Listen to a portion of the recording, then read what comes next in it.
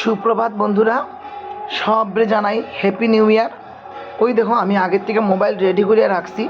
আমার বাসার সামনে যে গলি, ওই গলির ভিতরে মাঠও কীর্তন হইব। কালকে সমস্ত দিন কীর্তন হইব, সবাই প্রসাদ দিও। এখন এটা নগর কীর্তন বাইরিছে, আমারও যাওয়ার কথা আছিল, কিন্তু কাজ থাকায় এখন সকাল থেকে যদি না করিতে কালকে দিতে পারতাম না ঠিক টাইম মতন। কাজের তাগিদে মানে গেলাম না। মানে যাওয়ার ইচ্ছা আছিল, কিন্তু ওই যে চিন্তা করবো, কিচ্ছু করার নাই। কাজ এমন একটা জিনিস, যখন কত সময় শেষ মানে করিয়া আইলে পরে দিয়ে টাইম কাবার দিতে পারতাম না।